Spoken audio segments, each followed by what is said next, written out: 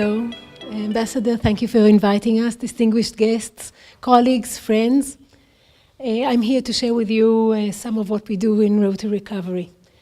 My name is Alona and I'm a very privileged and blessed person. I like what I do. It's very important to me. I'm in the media business. We do television channels for children. This is my family. I'm a mother of 3. And what may seem to you as a smiley-looking family actually encompasses the abnormality of living in Israel and especially being a parent, because it was taken when we went to say goodbye to my son Yoav that was drafted into the army.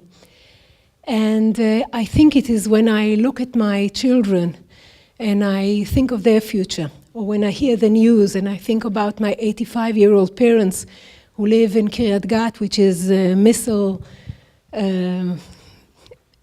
distance from Gaza, I worry, and I worry a lot. I worry because we feel that hate and violence are growing within Israeli society, on our borders, and unfortunately I think we're living in times where it's a dark, frightening tide all over the world. And in such times, especially in this last day of Hanukkah, I think the very natural thing is to try and be withdrawn, feel intimidated, feel that you're too small to do anything about it, hope that diplomats know what they're doing, and just deal with your own little garden and own little family. And what Road to Recovery has done for me is given me the opportunity to do whatever I can, just get up and do it, and move over to the illuminated side. What we do at Road to Recovery is we drive Palestinian people that need medical aid from the different crossings to hospitals in Israel. We do this from the north to Gaza. Most of the people that we drive are children. Most of them have life-threatening diseases, cancer, heart conditions, need transplants. This means that they'll be back and forth from hospital many, many times. And we meet them on a very, very small of their long road for recovery. We help them get to the hospital. The road starts very early in the morning. You have to get your kid out of bed. It's usually still dark. You have to get into the car, get to the crossing, queue up, go through the checkup, all to be out at the other side at 6 o'clock in the morning, and then you have another about 2 hours to get in time for your doctor's appointment, and then start a long day of treatment. And this is where we wait for them, because when they'll come out on the other side, there's no public transportation. Most of the people that we give a ride to are people that will not have the financial means to just take a cab or something like that. So many of them may, if it was not for us that we would take them, they may have not gotten the treatment that can help them. I feel very privileged to be part of the organization of Road to Recovery. Some of my friends are here. It's a bunch of individualists, different careers, different places, living in different places. She's an interpreter, Ronnie is a lecturer, Yoel is in a wheelchair himself and rides people from the crossings. And each of them has his own lifestyle and his own things going in his life, but we are united in the thing that this very simple, direct action is possible for us to do, and that's a good reason enough to just get up and do it. It works very simply. There's not big infrastructure. We're a big organization, I'll tell you in a minute, but it works very simply. You go into an Excel sheet, you see if you can do the ride to the hospital or back from the hospital to one of the crossings or to one of the hospitals. You can do it once a week, you can do it once a month, you can do it once a year.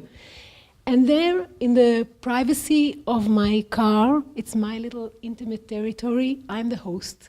It's me, a mother and a child, or usually we try to get two people inside, so it's 2 parents and 2 children. And we have an opportunity for what Yuval calls a small piece, 1 hour of just being together.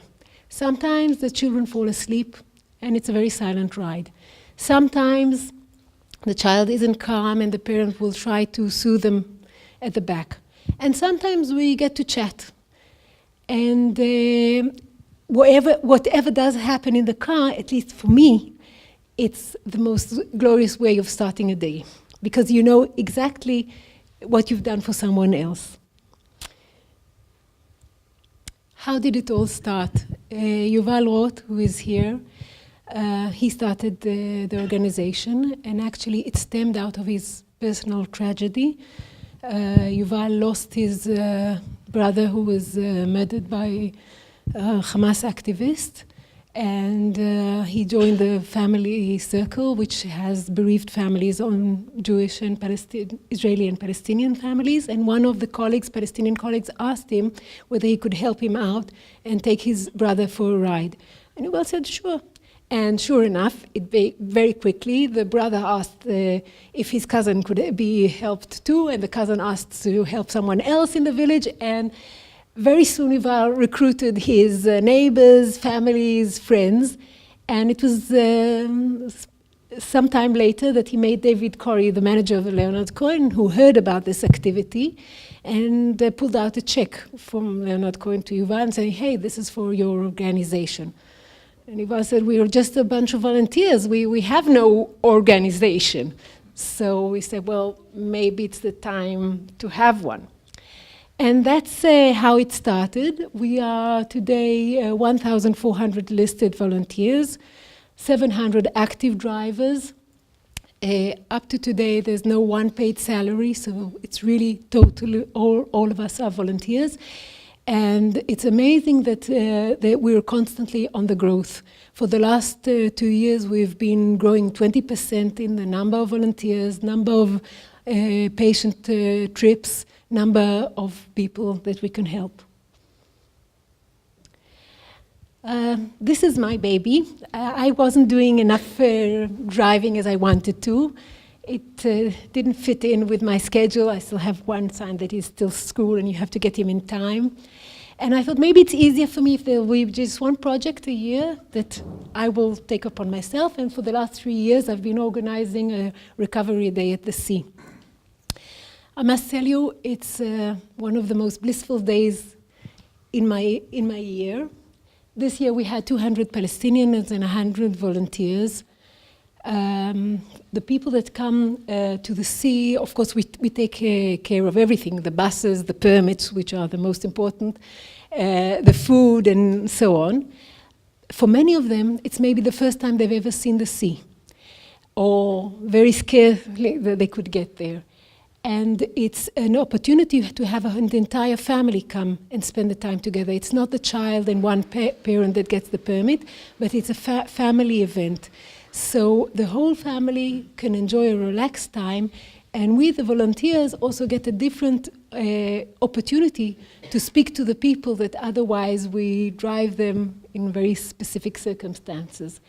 This year I felt it was very significant that except for other people chipping in with helping us, donating the site, donating the buses, donating the food and so on, this year among our volunteers we had many Arab Israelis standing together. This is very rare that I find that Jewish Israelis and Arab Israelis can be on the same side, offering a hand for a humanitarian cause, and that was another added important value for me. When I take a look at what you can see in the sea, this is my daughter, the happy faces, the cries of joy of the kids in the water. Remember the very first day, Yael, who is here, she saw me looking at the water and she said to me, you know what? I think this is what peace may look like. And I think that's exactly I think, a very good description. I wanted to share with you one story of many. We ride about 1,000. We drive about 1,000 patients a year. This is one story. Taisir, he's from Rafah, that's in the Gaza Strip. He had a kidney condition, so he had to travel from Rafah to Rambam Hospital, which is in Haifa. That's a long ride.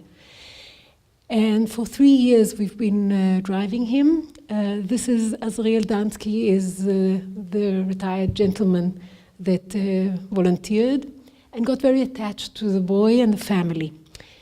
Taisir went through a transplant, which was very successful, and he's living now a healthy and happy life. Sometimes some of the patients pass away. This young, beautiful girl, 16, is Amna Faraj. She was with us in one of the days at the sea that we did, and I think it was one of the maybe very first times she was ever at the sea, and the last, because a few weeks after she passed away. But still, I feel that we gave the possibility for her to experience a happy day and for her family to have happy memories, and for us to have happy memories of getting to know her and getting to know the family. And I think it's this direct contact and direct meeting and having a face for us and for them that is expressed in this letter that Yuval got only a few weeks ago from Khaled. Khaled is he's not a kid. He's an English teacher. And he wrote, "You've saved my life twice, once from cancer and once from being a fanatic." And I really believe that, small as it may sound, what we do has a ripple effect. It's the individual, it's the family, it's the Hamula, it's the village, it's the whole community. I invite you to join us. You can drive for people that don't want to drive. You can pay for the gasoline for other people that want to drive more often but can't pay for the gasoline every time. And we would really appreciate any support we can to do what we're doing and much more, because we have other plans of how we can deepen our contact with the people that we've got to know. And in the same spirit of Hanukkah that I started, I would like to say this is just like a free translation of the song we sing about each little one of us is a candle. Together we'll still light. Thank you.